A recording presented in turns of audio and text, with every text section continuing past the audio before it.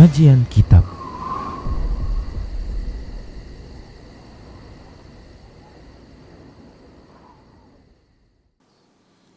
Bismillah, assalamualaikum warahmatullahi wabarakatuh.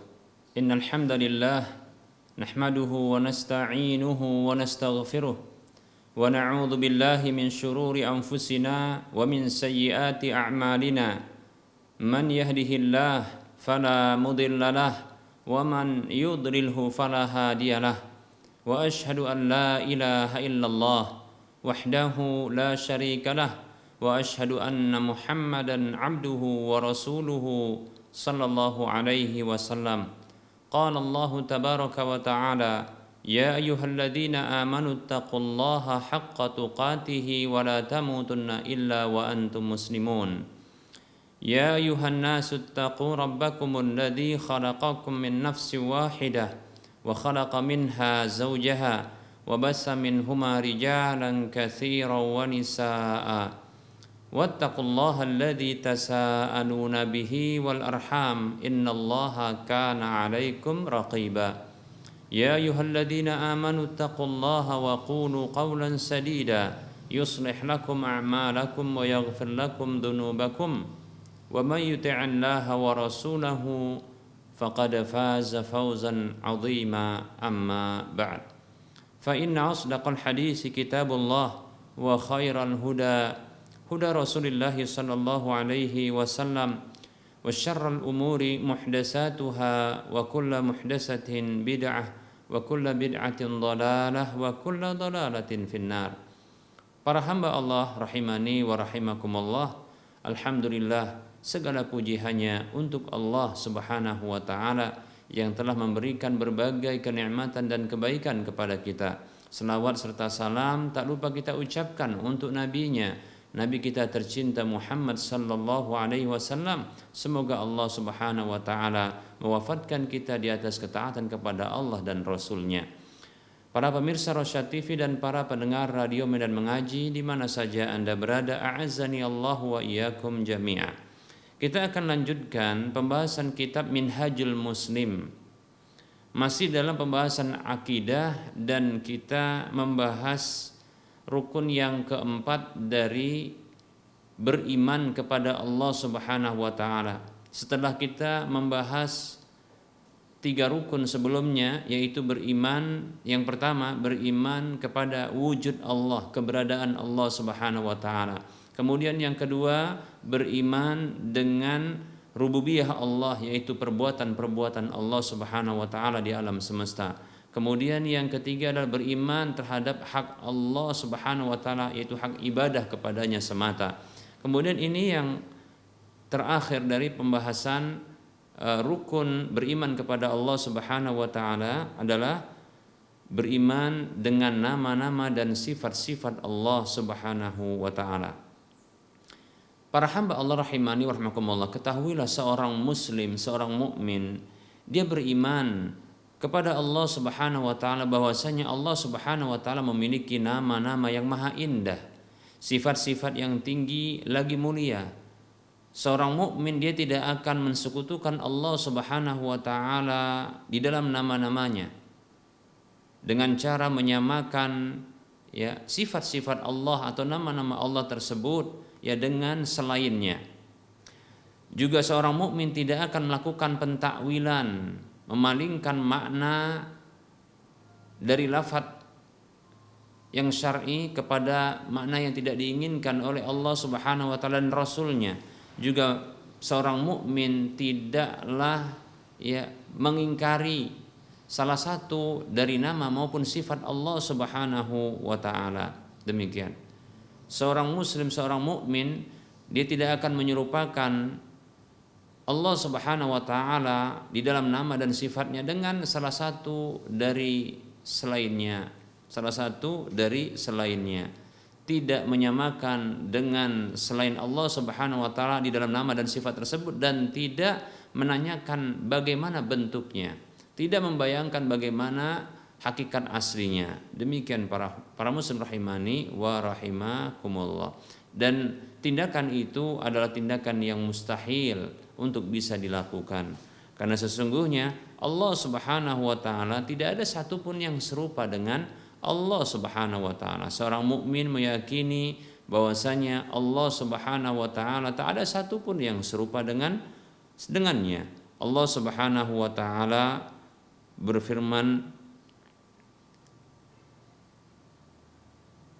walam yakul lahu kufuwan ahad, dan tak ada satupun yang sebanding setara dengan Allah Subhanahu wa taala. Ya. Tidak ada satupun yang setara dengan Allah Subhanahu wa taala. Sehingga seorang mukmin dan seorang muslim tidak akan menyamakan Allah Subhanahu wa taala dengan satupun dari selainnya.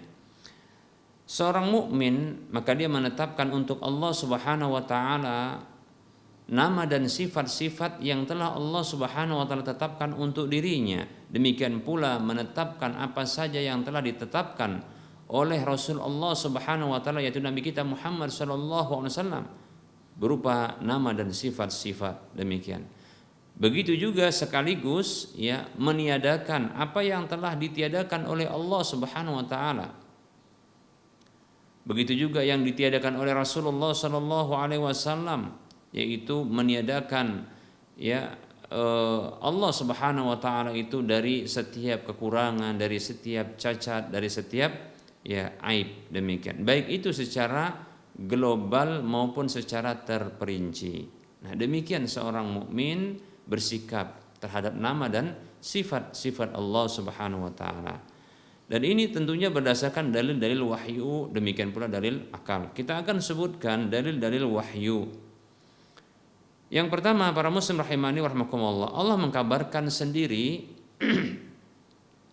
tentang dirinya.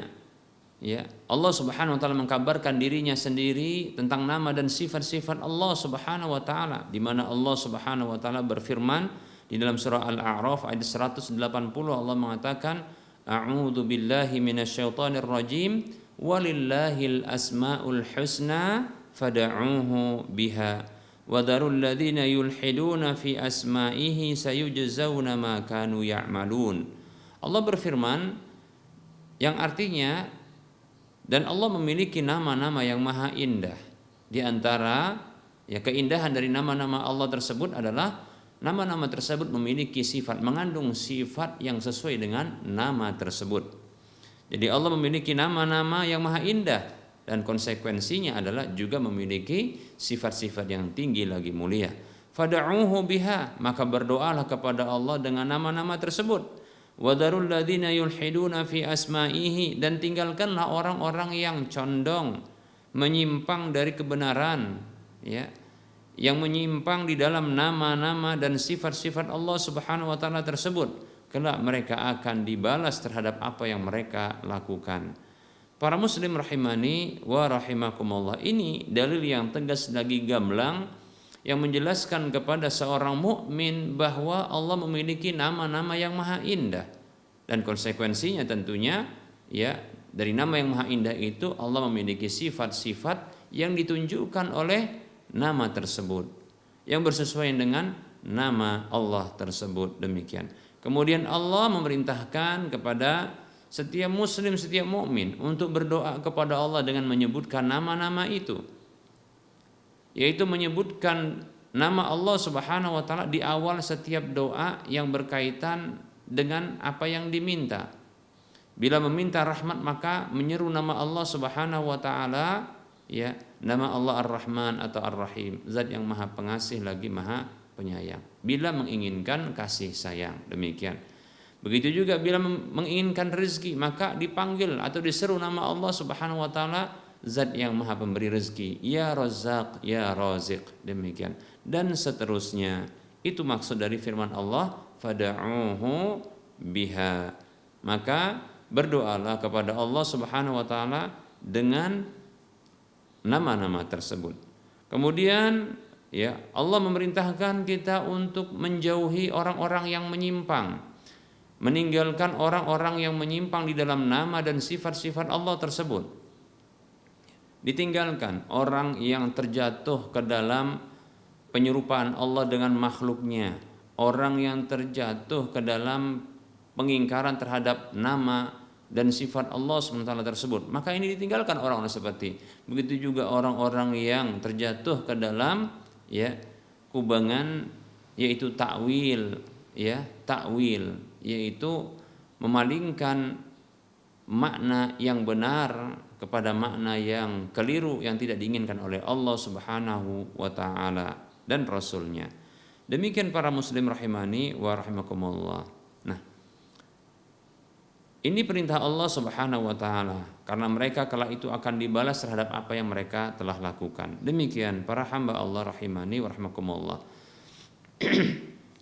Dalil yang lain di mana Allah Subhanahu wa taala mengkabarkan dirinya tentang nama dan sifat-sifatnya. Allah berfirman dalam surah Al-Isra ayat 110, Allah mengatakan, A'udzu billahi minasyaitonir rajim. Qul ud'ullaha aw ud'ur rahman ayyamma tad'u falahul asmaul husna. Allah Subhanahu wa taala berfirman kepada nabinya Muhammad sallallahu alaihi wasallam, katakan kepada mereka, Ud'u Allah, berdoalah kepada Allah atau berdoalah kepada Ar-Rahman. Ayyamma tad'u, yang mana saja kalian berdoa kepadanya, baik itu disebut dengan nama Allah atau Ar-Rahman atau Ar-Rahim atau yang lainnya, maka falahul asmaul husna, maka dia itu Allah Subhanahu wa taala memiliki nama-nama yang maha indah. Maka silahkan berdoa dengan nama-nama Allah Subhanahu wa taala yang maha indah tersebut, yang sesuai dengan permintaan kita. Demikian. Begitu juga Allah Subhanahu wa taala mensifati dirinya bahwasanya dirinya itu adalah zat yang maha mendengar, zat yang maha melihat, sami'un basir, zat yang maha mendengar lagi maha melihat. Kemudian alimun hakim, zat yang maha mengetahui lagi zat yang maha bijaksana. Qawiyyun aziz, zat yang maha kuat lagi maha perkasa. Latifun khabir, zat yang maha lembut lagi maha mengetahui. Syakurun halim, zat yang maha bersyukur dan zat yang maha halim, lemah lembut, Ghafurur rahim, zat yang maha pengampun lagi maha penyayang. Dan bahwasanya Allah Subhanahu wa taala mengkabarkan kepada hambanya bahwa dia pernah berbicara, mengajak berbicara Nabi Musa alaihissalam. Demikian pula dia mengkabarkan tentang dirinya di 7 ayat bahwasanya dia itu beristiwa tinggi berada di atas arasnya. Begitu juga Allah Subhanahu wa taala mengkabarkan bahwasanya dia menciptakan Adam alaihissalam dengan tangannya, kedua tangannya. Demikian. Begitu juga Allah mengkabarkan bahwasanya dia mencintai orang-orang yang berbuat baik. Begitu juga Allah sementara mengkabarkan bahwasanya dia itu meridai orang-orang yang beriman dan seterusnya dari sifat-sifat Allah Subhanahu wa taala, baik itu sifat zat maupun sifat perbuatan. Demikian. Sifat zat maupun sifat perbuatan. Apa maksud sifat zat? Sifat zat adalah sifat-sifat yang Allah Subhanahu wa taala senantiasa dan terus-menerus bersifat dengan sifat itu pada dirinya. Demikian. Adapun sifat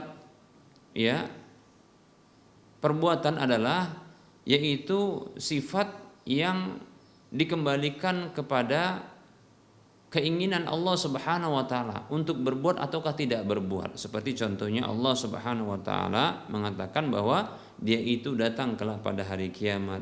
Dia itu turun seperti pengkabaran Nabi Muhammad sallallahu alaihi wasallam. Begitu juga perbuatan-perbuatan yang lainnya, seperti contohnya beristiwa, tinggi berada di atas arasnya. Demikian. Nah, ini tentunya berdasarkan pengkabaran Allah Subhanahu wa taala di dalam kitab Allah Al-Qur'an maupun pengkabaran Allah lewat lisan Rasulullah sallallahu alaihi wasallam, dan itu adalah wahyu dari Allah Subhanahu wa taala kepada Rasulullah sallallahu alaihi wasallam. Karena Allah Subhanahu wa taala berfirman dalam surah An-Najm ayat 3, A'udzu billahi minasyaitonir rajim, wa ma yantiqu 'anil hawa in huwa illa wahyu yuha. Tidaklah dia, yaitu Muhammad sallallahu alaihi wasallam itu berbicara dari hawa nafsunya, tidaklah ucapannya melainkan wahyu yang diwahyukan kepadanya. Demikian para hamba Allah rahimani wa rahmakumullah. Dan tidak mungkin Nabi kita Muhammad sallallahu alaihi wasallam berbicara tentang Allah Subhanahu wa taala atas dasar tebakan dan dugaan, maka ini merupakan bentuk pelecehan terhadap Rasulullah kalau seandainya diyakini demikian, ya. Tentunya itu atas dasar pengkabaran Allah Subhanahu wa taala kepada Rasulullah sallallahu alaihi wasallam, sehingga kita pun mendapatkan pengkabaran itu dari Rasulullah sallallahu alaihi wasallam. Baik para hamba Allah rahimani wa rahimakumullah. Ternyata berikutnya Rasulullah sallallahu alaihi wasallam juga mengkabarkan kepada kita bahwa Allah Subhanahu wa taala memiliki nama-nama yang maha indah, begitu juga sifat-sifat yang tinggi lagi mulia, ya. Sebagaimana yang terdapat di dalam hadis-hadis, ya, yang mengkabarkan tentang nama-nama Allah dan sifat-sifatnya tersebut. Seperti contohnya Rasulullah Shallallahu Alaihi Wasallam bersabda, dan ini tentunya adalah pengkabaran Allah Subhanahu Wa Taala kepada beliau Shallallahu Alaihi Wasallam. Nabi kita Muhammad Shallallahu Alaihi Wasallam bersabda, "Yadhakullahu ila rajulaini yaqtulu ahaduhumal akhara kilahuma yadkhulul jannata." Hadis ini hadis yang dikeluarkan oleh Al-Imam Bukhari dalam hadis, ya, dalam kitab sahih beliau, ya. Begitu juga Imam Muslim, ya, dalam kitab sahih beliau. Rasulullah Shallallahu Alaihi Wasallam bersabda, yang artinya Allah Subhanahu Wa Taala tertawa kepada dua orang yang salah satu dari keduanya membunuh yang lainnya, namun kedua-duanya itu masuk surga, masing-masingnya masuk surga. Demikian. Baik para hamba Allah rahimani wa rahimakumullah, di sini Allah Subhanahu Wa Taala mengkabarkan, bahkan Rasulullah mengkabarkan, bukan Allah, Rasulullah SAW mengkabarkan kepada kita bahwa Allah SWT memiliki salah satu sifat, yaitu tertawa. Disebutkan seperti itu, dan inilah sifat rincian tentunya, ya. Maka kita katakan para hamba Allah rahimani wa rahimakumullah, nah, pertama sekali sikap kita terhadap sifat, begitu juga nama-nama Allah dan sifat-sifatnya adalah kita menetapkan seperti apa yang ditetapkan oleh Allah Subhanahu wa taala, dan sebagaimana yang dikabarkan oleh Rasulullah SAW dalam hadisnya, kita tetapkan demikian, ya. Kita imani dan kita tetapkan. Mengapa? Karena Allah mengkabarkannya dalam Al-Quran, begitu juga lewat lisan Rasulullah SAW dikabarkan, ya, yang hadis yang dari hadis yang sahih dari beliau Sallallahu Alaihi Wasallam, demikian. Maka kita pun menetapkan hal yang sama. Hanya saja kita diwajibkan untuk menjauhi 4 hal. Yang pertama adalah mengingkarinya. Demikian. Tidak boleh kita mengingkari seperti itu. Yang kemudian tidak boleh bagi kita untuk menyamakan dengan siapapun, apalagi dengan makhluknya. Ya, tentunya selain Allah adalah makhluk tentunya, ya. Nah, kita tidak boleh, ya, menyamakan Allah Subhanahu wa taala dengan salah satu dari makhluknya. Ini yang tidak boleh kita lakukan, demikian. Apa sebabnya? Karena Allah Subhanahu wa taala mengatakan laisa kamitslihi syai'un, tidak ada sesuatu pun yang serupa dengan Allah Subhanahu wa taala. Surah Asy-Syura ayat 11 demikian. Begitu juga Allah Subhanahu wa taala mengatakan walam yakul lahu kufuwan ahad, tak ada satupun yang setara dengan Allah Subhanahu wa taala. Berikutnya, ya, setelah kita tidak boleh mengingkarinya, kemudian kita tidak boleh menyamakan Allah Subhanahu wa taala dengan makhluknya dalam nama dan sifat tersebut.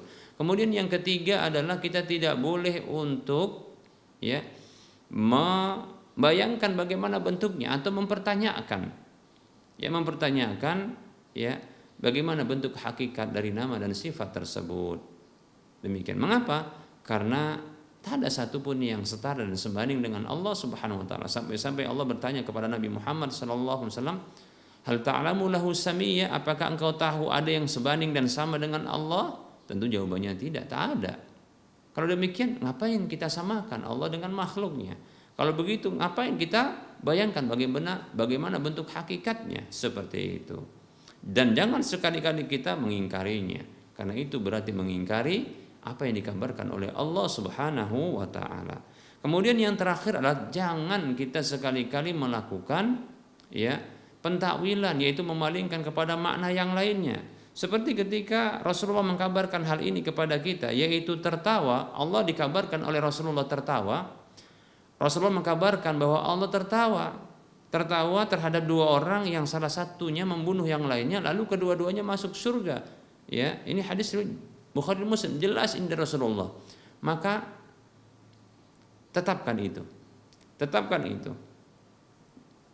itu tanpa melakukan 4 hal. Pertama, jangan tolak, jangan ingkari. Kemudian yang kedua, jangan samakan dengan makhluknya. Kemudian yang ketiga, jangan bayangkan bagaimana bentuknya. Tidak usah tanya-tanya bagaimana bentuk aslinya. Kemudian keempat, jangan ditakwilkan, cukup diimani.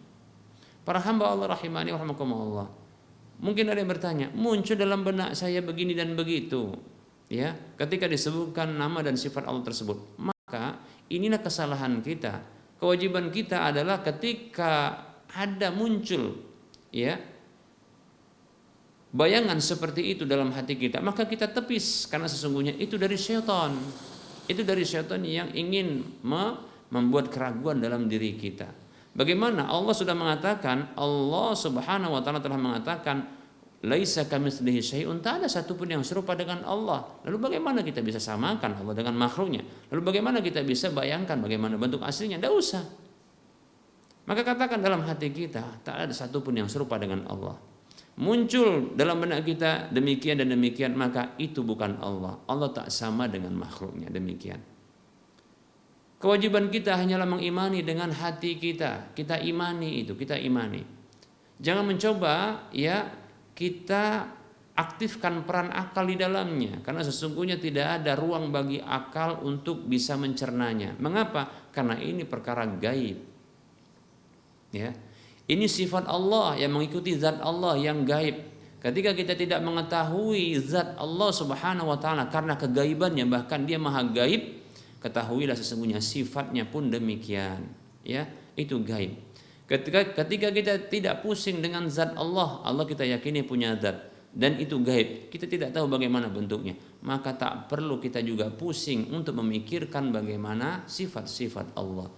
Karena sesungguhnya seseorang yang pusing dan mencoba untuk ya menalari sifat-sifat Allah ketika Allah mengkabarkan tentang dirinya, demikian pula Rasulullah SAW mengkabarkan tentang Allah, ya, yaitu pada sifat maupun namanya, maka itu disebabkan karena mengaktifkan akal untuk mencernanya. Itu sebuah kesalahan karena ini merupakan perkara gaib. Perkara yang gaib cukup gunakan hati untuk mengimani. Ya, gunakan hati untuk mengimani, jangan gunakan akal untuk mencernai, ya, apalagi mengakali.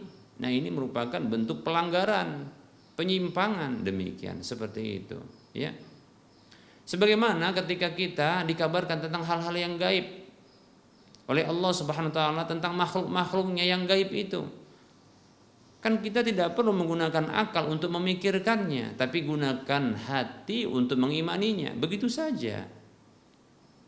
Gunakan hati untuk meyakininya dan mengimaninya. Tanpa harus banyak bertanya-tanya, seperti itu. Demikian, ya. Pernah kita sampaikan ya lewat media ini juga bahwasanya ya, untuk makhluk-makhluk yang gaib saja, akal itu tidaklah dia begitu peduli untuk memikirkannya. Akal. Mengapa akal itu tidak begitu peduli? Karena bukan ranah dia untuk ya berperan di sana, tidak. Ya. Apa contohnya? Contohnya adalah roh. Roh itu adalah makhluk dan dia gaib. Apakah akal kita ini begitu pusing dan begitu peduli dengan wujud dari roh tersebut? Coba pikirkan. Apakah ketika disebutkan roh, ya, lantas akal kita ini merasa pusing dia sampai 7 keliling pusingnya? Kita katakan tidak, ya, karena dia tidak mengaktifkan ya dirinya untuk bisa berperan pada ranah yang disebutkan tersebut. Karena itu bukan wewenang dia, maka dia tidak peduli untuk apa? Untuk memikirkannya. Disebutkan roh, maka dia tidak juga berpikir. Ya. Maka Manusia yang beriman dia menggunakan hatinya. Oh, roh, ya itu gaib. Bagaimana bentuknya tak tahu, di mana letaknya wallahu a'lam. Kan begitu. Nah, begitu yang benar. Itu contoh yang pertama. Bagaimana akal ini bersikap yang tepat. Seperti itu. Dan manusianya tidak memaksakan diri, ya, tidak memaksakan akal tersebut untuk memahami ruh tersebut, ya. Baik, kita katakan berikutnya adalah akal itu sendiri, ya. Akal itu sendiri itu juga gaib bagi manusia itu. Disebutkan ya tentang akal, cobalah berakal, ya. Gunakan akal untuk berpikir, begitu. Ungkapan ini, ungkapan akal ketika disebutkan, ya, dan didengarkan oleh manusia kata akal ini, maka ternyata manusia tersebut tidaklah, ya, memaksa akal itu untuk mencernai dan mengenali dirinya, ya. Bila kita tanya akal kita, ya, bagaimana bentuk akal, maka akal itu pun tak akan bisa menjawabnya karena dia tak tahu juga bagaimana bentuk dirinya dan hakikatnya. Mengapa demikian? Karena akal itu dia bisa aktif ketika dia mendapatkan informasi dari panca indera, ya, panca indera, indera penglihatan, pendengaran, ya, penciuman, ya, kemudian rasa, ya, begitu juga panas dingin lewat kulit, seperti itu, panca indera. Nah, dari situ nanti ketika mendapatkan informasi baru dia mengolahnya. Begitulah akal. Sementara akal itu tidak bisa diindra. Lalu bagaimana si akal tadi bisa mendapatkan informasi tentang dirinya? Lihat. Nah, ketika akal itu sendiri tidak begitu pusing dan tidak begitu peduli tentang dirinya karena dia tidak mendapatkan informasi dari panca indera. Lalu bagaimana manusia itu bisa memaksa akal ini untuk memahami dan mencernai sifat-sifat Allah, nama-nama dan sifat Allah yang gaib itu mengikuti zat Allah Subhanahu wa taala. Maksudnya adalah sebagaimana, ya, zat Allah itu gaib dan akal tidak begitu, ya, berani bahkan, ya, dan tidak begitu peduli dia untuk mencernai dan memahami dari zat Allah tersebut. Hanya saja manusia itu cukup menggunakan imannya, hatinya untuk mengimani dan meyakininya. Sebagaimana zat, ya, zat yang gaib ini, zat Allah yang gaib ini, akal tidak begitu peduli untuk memahami dan mencernai, maka semestinya juga demikian, ya. Nama dan sifat Allah Subhanahu wa taala yang itu mengikuti zat, maka juga ini gaib. Semestinya seseorang jangan memaksakan akalnya untuk mencernai dan memahaminya. Seperti itu. Kecuali hanya sekedar memahami maknanya, tapi jangan sampai mencoba untuk menyamakan dengan makhluknya, membayangkan bagaimana bentuknya. Kemudian begitu pusing, kemudian diingkari, ditiadakan dan ditolak. Jangan. Begitu juga jangan lakukan, ya, pentakwilan, ya, dengan memalingkan kepada makna yang lainnya. Jangan. Cukup diimani saja, cukup diimani, ya. Gunakan hati untuk mengimani dan meyakini, jangan gunakan akal untuk mencernai dan memahami. Demikian. Kecuali hanya memahami maknanya saja. Ketika disebutkan tertawa, kita tahu makna tertawa, tapi bagaimana tertawanya Allah Subhanahu wa taala? Ngapain kita pikirkan? Ya, kita tidak tahu.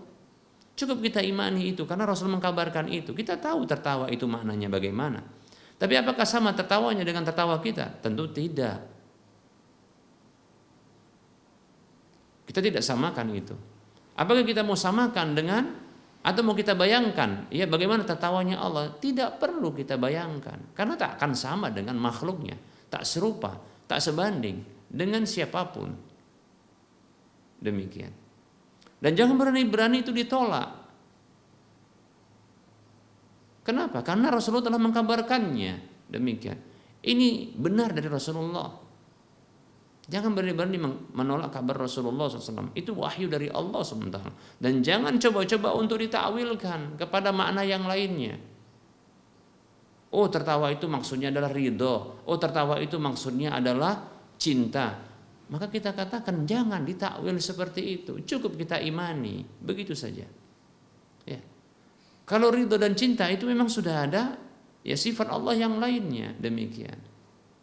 Kalau dikatakan oh itu Allah ridho, nanti kita katakan bagaimana ridhonya Allah? Apakah sama dengan makhluknya? Lihat, kan seperti itu. Ketika kita memahami kata ridho, sifat Allah ridho, kita katakan, apakah ridho Allah sama dengan makhluknya? Jawabannya tidak. Apakah kita bayangkan bagaimana bentuk ridho Allah? Tidak juga. Apakah kita berani untuk mengingkari ridho Allah? Tidak juga. Apa kita mau mentakwil ridha Allah itu dengan keinginan Allah untuk memberikan pahala? Maka kita katakan jangan berani demikian. Sudah imani saja. Imani saja. Yakini saja. Cukup gunakan hati untuk mengimani dan meyakini. Jangan gunakan akal untuk mencernai dan memahami, kecuali hanya sekedar ya memahami makna dari lafaz syar'i tersebut. Nama dan sifat Allah. Seperti itu. Wallahu ta'ala a'lam.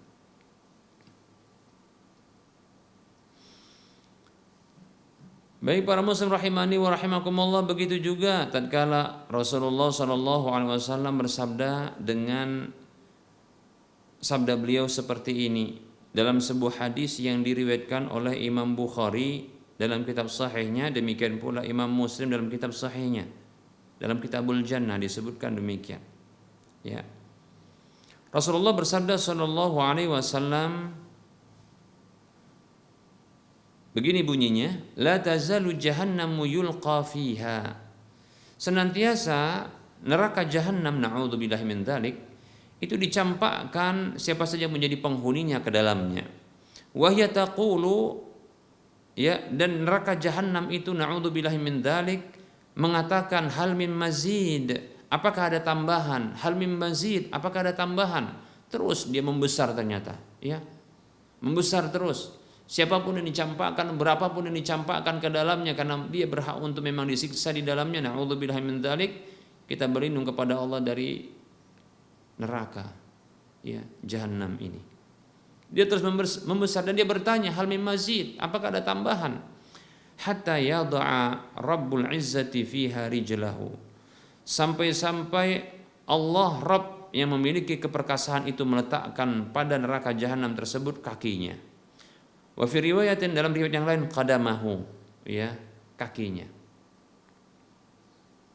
Fayanzawi ba'duha ila ba'din, maka menciutlah sebahagian, ya, dari neraka jahanam tersebut, yaitu ujung-ujungnya, ya, itu menciut kepada yang lain. Fataqulu, sembari ia katakan qad, cukup. Karena dia membesar terus, demikian. Hadis yang sahih diriwayatkan oleh Imam Bukhari dan Muslim. Di sini disebutkan tentang sifat zat Allah Subhanahu wa taala. Itu apa? Kaki disebutkan. Ini Rasulullah yang mengkabarkan. Maka wajib bagi kita untuk mengimaninya dengan hati kita, meyakininya dengan hati kita, menetapkan hal tersebut karena itu dikabarkan oleh Allah Subhanahu wa taala lewat lisan Rasulullah SAW, dan Rasulullah mendapatkan wahyu atas hal tersebut, demikian. Tapi jangan coba-coba lakukan 4 hal. Pertama, jangan jangan berani tolak. Mengapa demikian? Karena itu dikabarkan oleh Allah lewat lisan Rasulullah. Terima saja, sudah, imani saja, jangan tolak. Kemudian jangan samakan dengan kaki makhluk. Kaki kita jelek, ya. Imani saja, jangan samakan. Kemudian yang ketiga, jangan bayangkan. Wah, gimana ini? Nah, kalau muncul dalam benak kita, ketahui itu dari syaitan, agar kita tergelincir ke dalam tindakan dosa. Demikian. Katakan kepada syaitan yang membisikkan ke dalam benak kita dan hati kita, ya, ketika dia memunculkan, ketika berbicara tentang sifat Allah, contohnya kaki, ini merupakan sifat zat. Muncul dalam benak kita, kaki seperti kaki kita, kaki seperti kaki gajah, kaki seperti macam-macam disebutkan. Maka kita katakan, laisa kamitslihi syai'. Ruqyah, bacakan ruqyah ini kepada hati kita agar setan tadi pergi, lari. Demikian. Tidak ada satupun yang serupa dengan Allah. Walam yakul lahu kufuwan ahad. Tak ada satupun yang sebanding setara dengan Allah. Begitu, sudah cukup. Supaya apa? Memang tak ada itu. tak sama dan tak bisa dibayangkan. Kemudian jangan ditakwilkan kepada yang lain, jangan ditakwilkan kepada makna yang lain, jangan dipalingkan kepada makna yang lain. Imani saja, karena itu perkara gaib. Sesungguhnya ayat-ayat seperti ini dan hadis-hadis seperti ini menguji keimanan kita. Apakah kita kurang ajar berlebihan ataukah kita tepat dan sesuai? Begitu.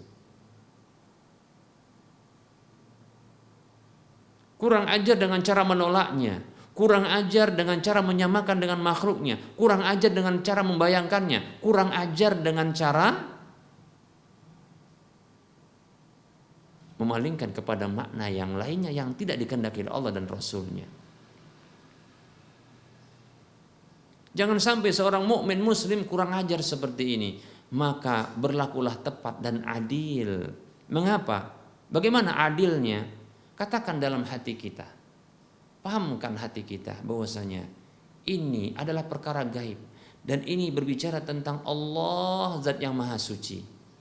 Allah yang maha agung. Allah yang maha mulia, maka cukup diimani sebagaimana ya sesuai dengan keagungan dan kemuliaan Allah Subhanahu wa taala. Aku imani, hanya saja aku tak tahu. Seorang mukmin mestinya seperti itu.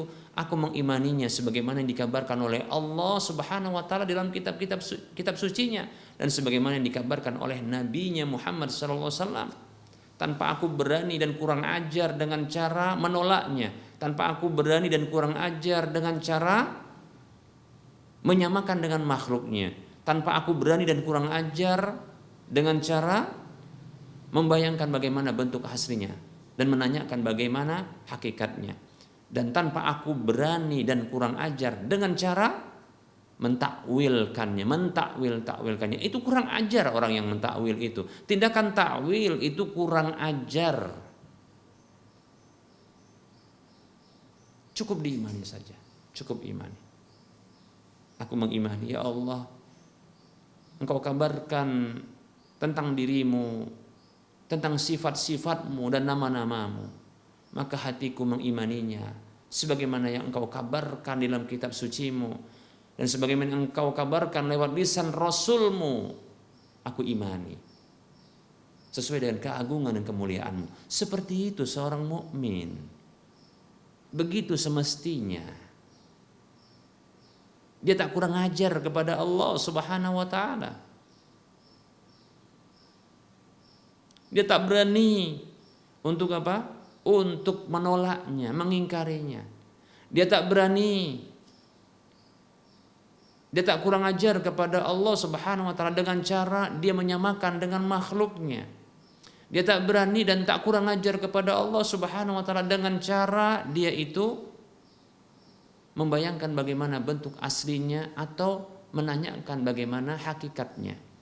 Dan tak berani dia dan tak kurang ajar dia seorang mukmin itu kepada Allah Subhanahu wa taala ketika mendengar nama dan sifat Allah itu dengan cara dia mentakwilkannya, memalingkan kepada makna yang lain. Tak berani dia.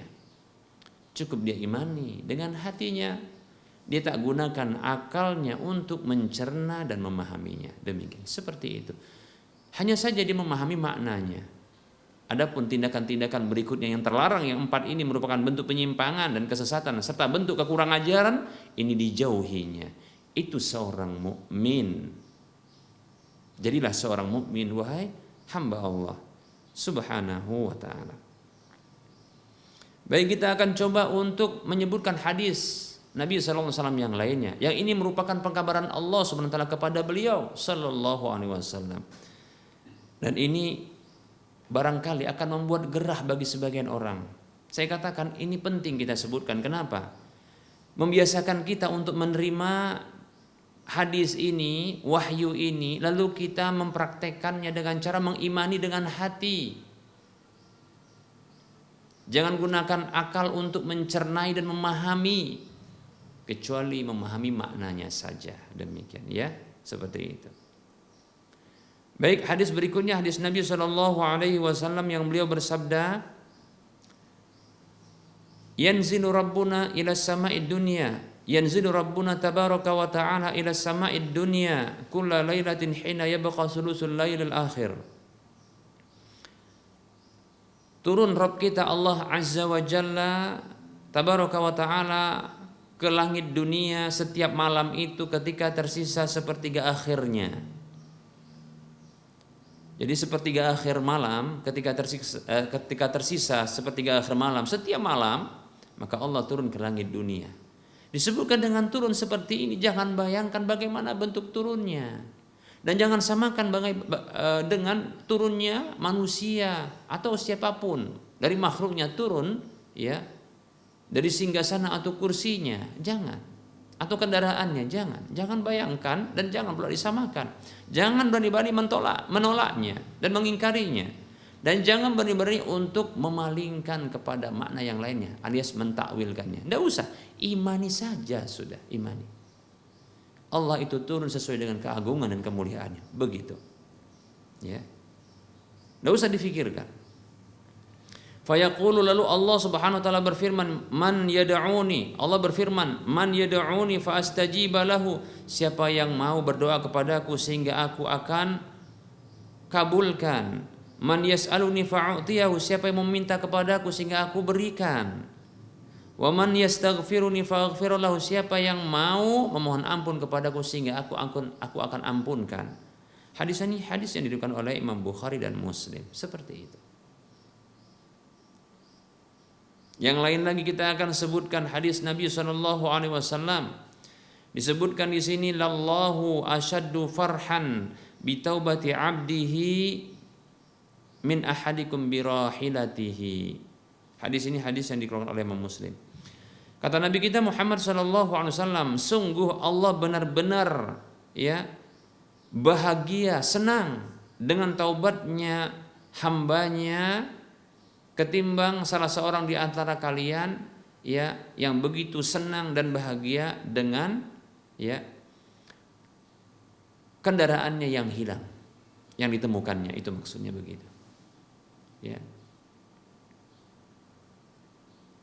Coba bayangkan bagaimana kita senangnya dan bahagianya ketika tunggangan atau kendaraan kita yang kita tunggangi atau yang kita kendarai itu hilang lalu kita temukan. Hilang ternyata kita temukan, senangnya Masya Allah, kita nggak jadi mengalami kerugian, kan begitu ya. Lebih-lebih dalam kisah hadis ini sesungguhnya, ya, tunggangan yang atau kendaraan yang didapatkan oleh orang ini adalah ketika dimana ternyata pada tunggangan ini terdapat perbekalan makanan dan minumannya. Dan ketika itu dia kehilangan hewan tersebut, tunggangan ini yang akan membawanya kepada tujuannya, itu ketika itu dia pada sebuah kondisi di mana di padang pasir yang semua yang dipandangnya, setiap sudut-sudut yang dipandangnya dari penjuru dunia ini, ya, bumi ini, itu hanyalah padang pasir. Sementara kendaraannya tersebut telah hilang, tidak ada pada dirinya, tidak ada, ya, tidak ada di sisinya. Sementara tunggangan itulah yang akan dikendarainya sehingga bisa menghantarkannya kepada tujuan. Begitu juga ternyata di situ ada perbekalan makanan dan minumannya. Nah, di sini ternyata hewan tersebut pergi entah kemana. Coba bayangkan. Tentunya ketika mendapatkannya kembali itu senang sekali karena nggak jadi mati, nggak jadi terancam mati, demikian seperti itu. Maka senang. Ternyata Allah lebih senang, lebih bahagia dengan taubatnya seorang hamba ketimbang kondisi demikian. Kondisi yang kita sebutkan tadi. Luar biasa. Tapi apakah senang dan bahagianya Allah Subhanahu wa taala itu sama seperti makhluknya? Jangan coba-coba samakan. Dan jangan coba-coba bayangkan, dan jangan coba-coba untuk mengingkarinya, menolaknya, dan jangan coba-coba untuk, ya, memalingkan kepada makna yang lainnya. Demikian, itu dengan cara mentakwilkannya, itu makna yang lainnya atau ungkapan yang lainnya yang sama dengannya, ya. Jangan coba untuk mentakwilkannya. Demikian, seorang mukmin cukup dia meyakini dengan hatinya, Allah bahagia, ternyata Allah senang. Setiap kita para hamba yang berdosa ini ketika kembali kepada Allah, bertobat kepadanya, Allah senang, Allah bahagia. Gimana sih bahagianya? Apakah sama dengan makhluknya? Ataupun Kutiadakan saja atau kutolak saja atau kuingkari saja, ya kalaulah sama dengan makhluknya, kan begitu. Atau coba untuk kutakwilkan kepada makna yang lainnya. Jangan coba-coba. Ini bentuk kekurangan ajaran dan ini bentuk penyimpangan serta bentuk kesesatan. Demikian. Para hamba Allah rahimani wa rahimakumullah. Cukup imani saja. Gunakan hati untuk mengimaninya dan meyakininya. Jangan gunakan akal untuk mencernainya dan memahaminya. Kecuali hanya sekedar memahami maknanya. Begitu juga tatkala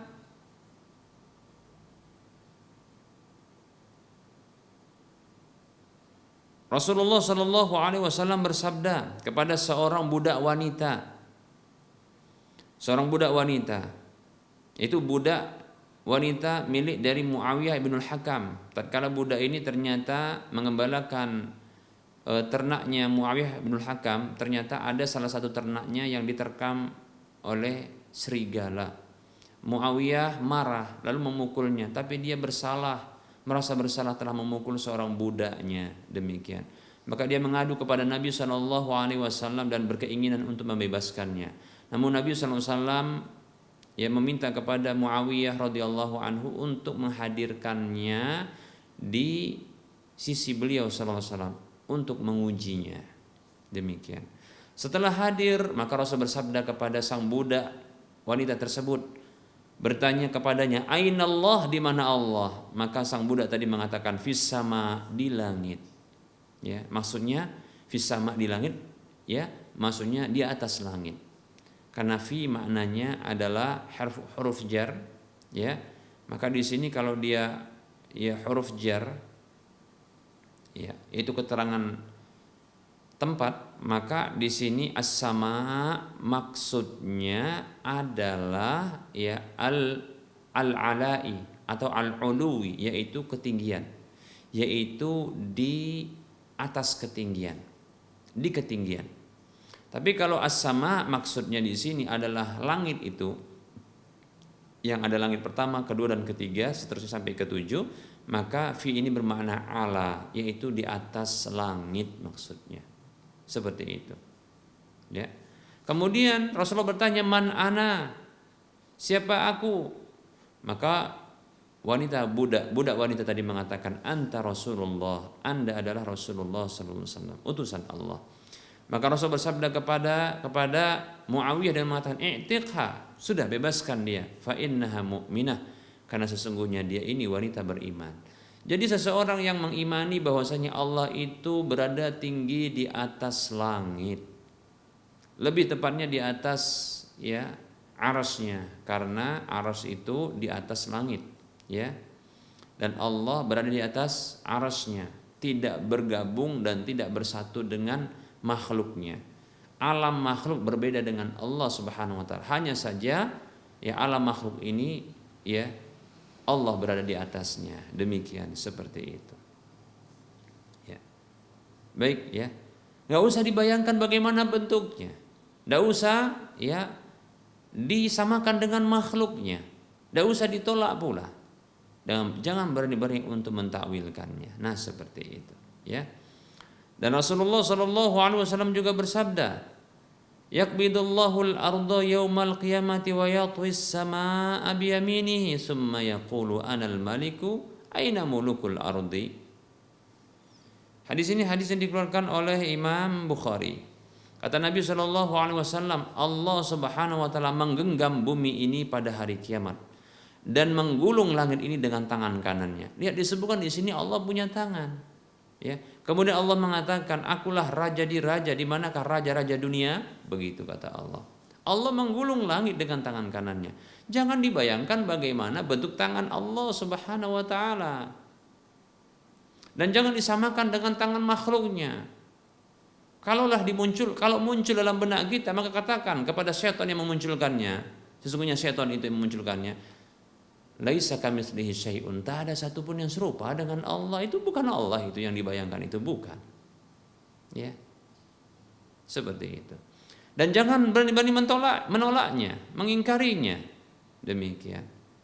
dan jangan berusaha untuk mentakwilkannya, memalingkan kepada makna yang lainnya. Sudah cukup imani dengan hati, yakini dengan hati bahwasanya Allah memiliki tangan yang sesuai dengan keagungan dan kemuliaan Allah Subhanahu wa taala, yang tak serupa dengan makhluknya, yang tak perlu dibayangkan bagaimana bentuknya, yang jangan berani dan jangan berani untuk mengingkari dan menolaknya, dan jangan kurang ajar sampai mentakwilkannya seperti itu. Demikian, ya. Imani itu sesuai dengan keagungan dan kemuliaan Allah Subhanahu wa taala. Demikian para hamba Allah rahimani wa rahmakumullah. Nah, seperti itu, ya.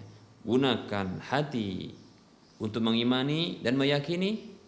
Jangan gunakan akal untuk mencernai dan memahami, kecuali hanya sekedar memahami makna dari lafaz-lafaz syar'i yang menyebutkan tentang nama dan sifat Allah Subhanahu wa taala.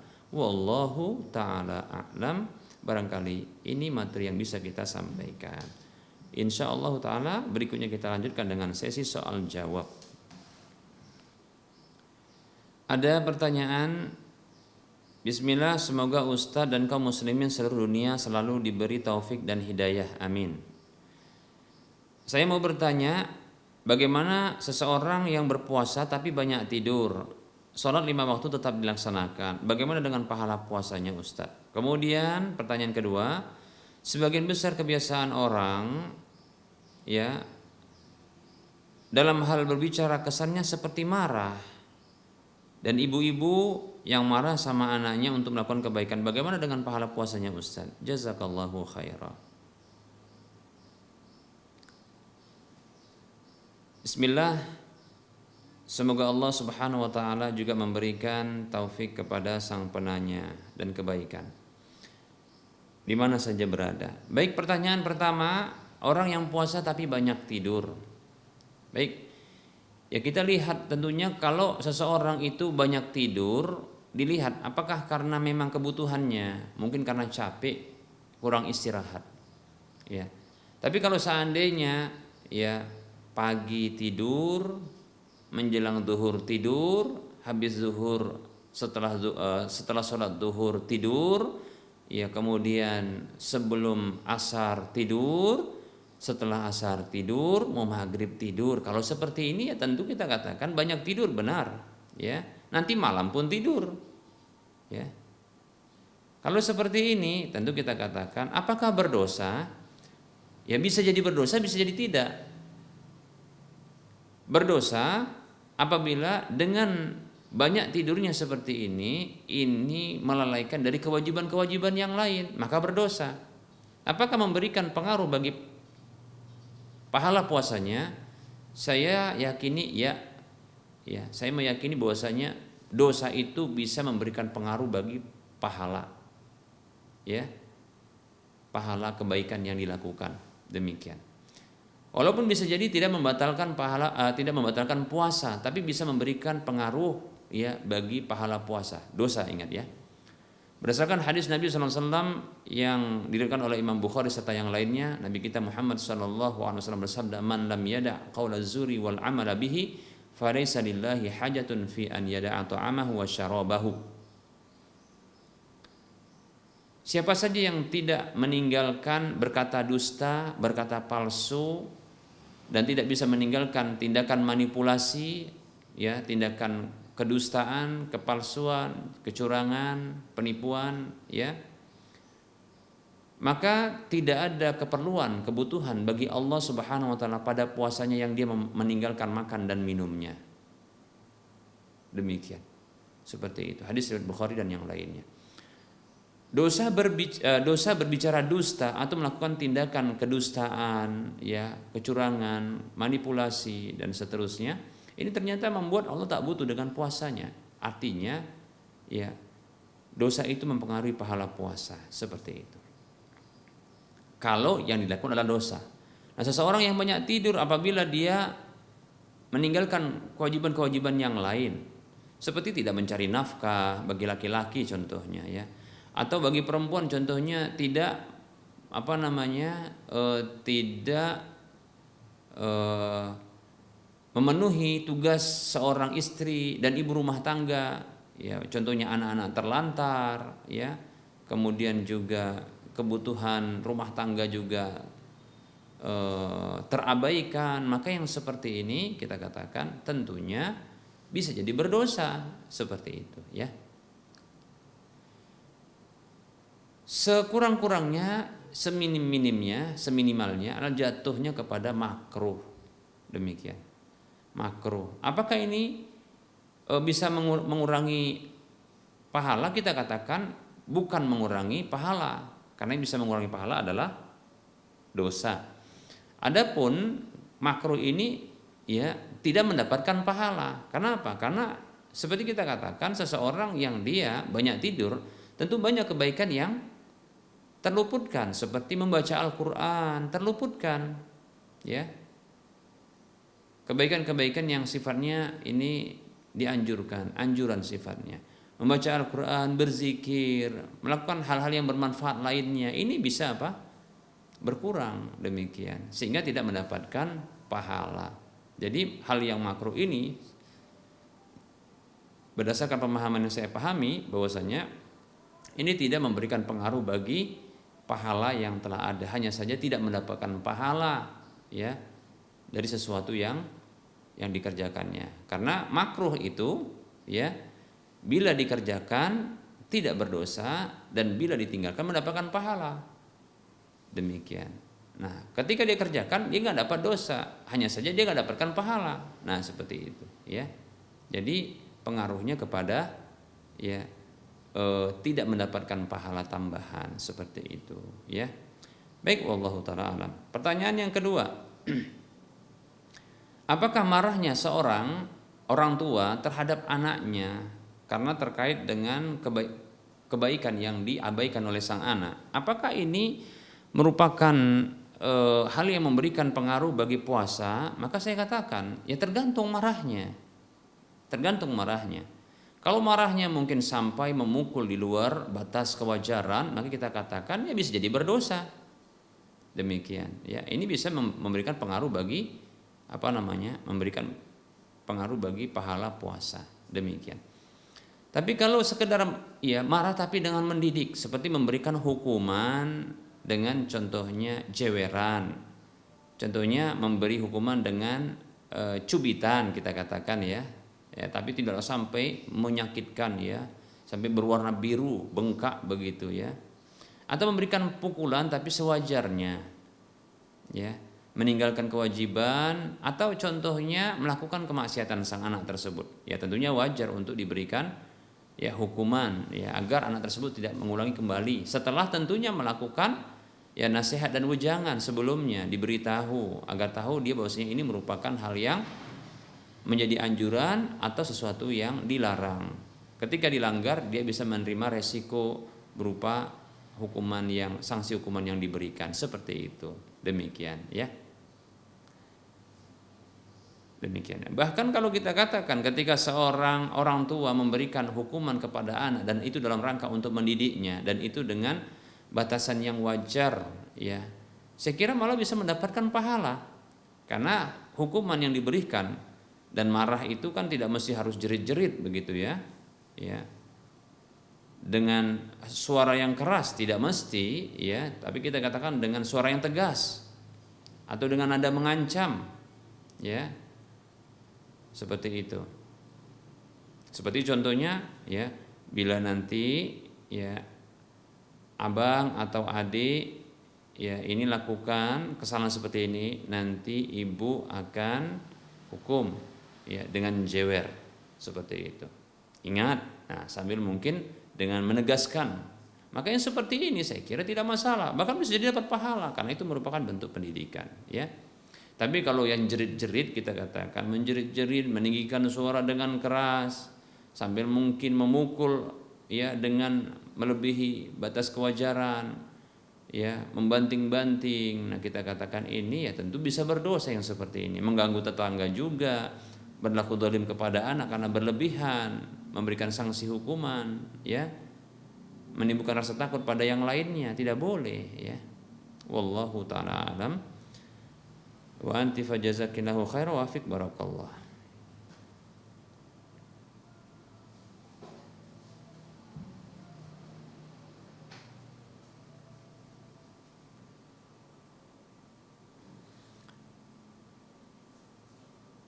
Ada pertanyaan, Ustadz, sesudah iqamah apakah membaca seperti membaca doa setelah azan?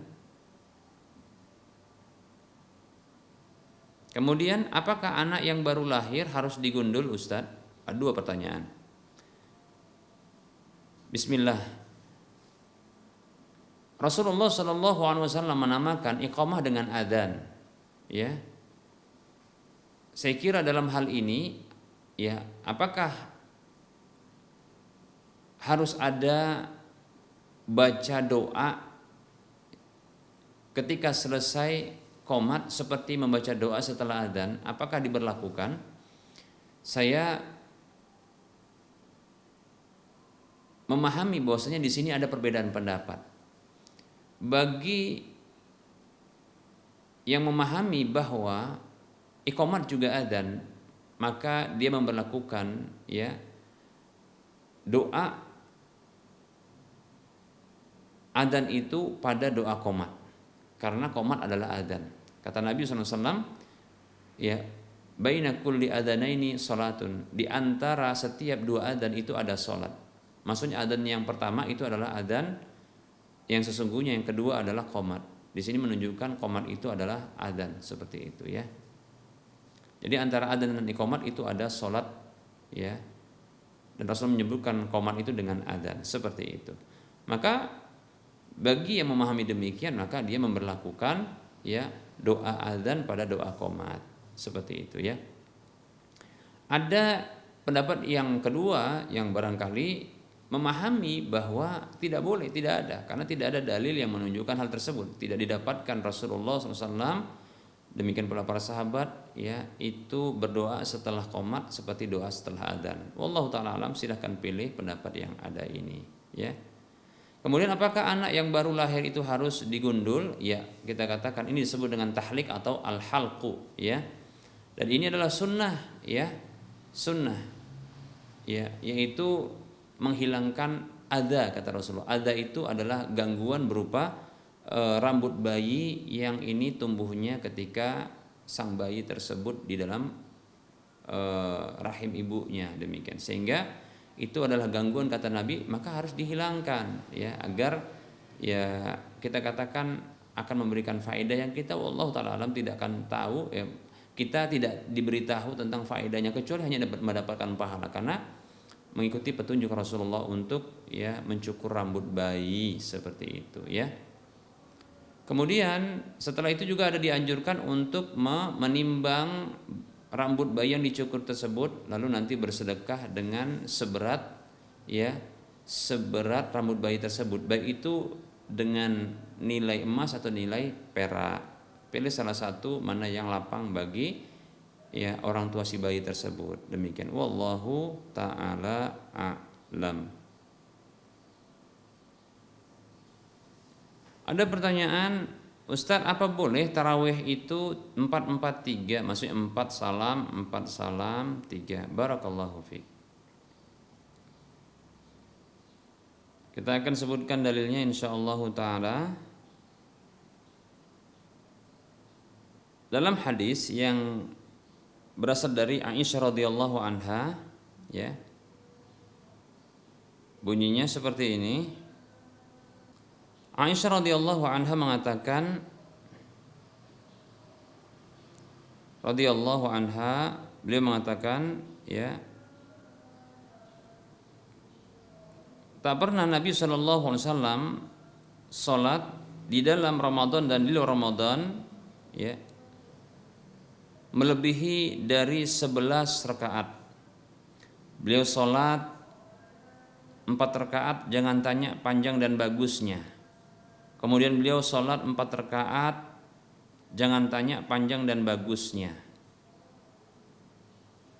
Kemudian beliau sholat 3 rakaat, demikian, ya. Jadi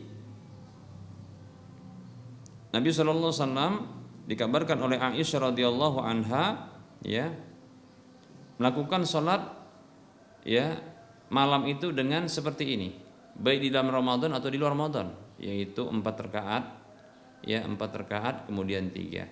Zahir dari hadis ini maka dibolehkan, bahkan disyariatkan, ya dianjurkan untuk melakukan sholat malam, ya 4 rakaat salam, 4 rakaat salam, kemudian 3 rakaat salam. Wallahu taala alam, seperti itu. Hadisnya riwayat Bukhari, ya.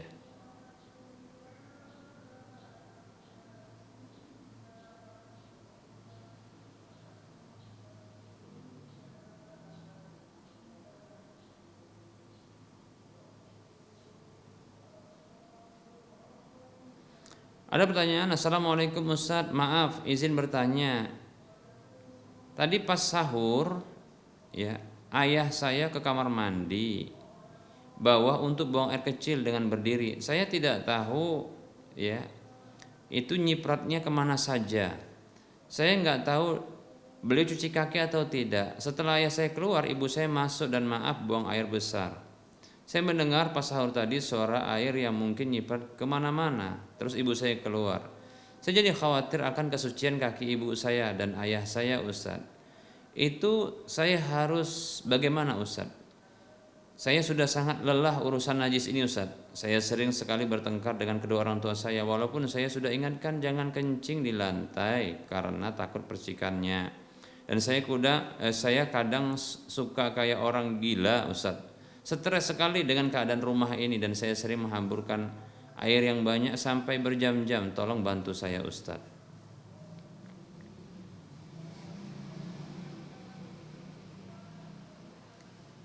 Baik, waalaikumsalam warahmatullahi wabarakatuh. Perlu diketahui bahwasanya ya kita menyikapi najis itu berdasarkan sesuatu yang tampak saja, ya. Adapun di luar itu maka janganlah kita ya bersikap berlebihan, ya. Karena najis ini sesuatu yang sesungguhnya ya berdasarkan pengetahuan kita, ya. Dan kita menghukumi sesuatu berdasarkan zahirnya, demikian.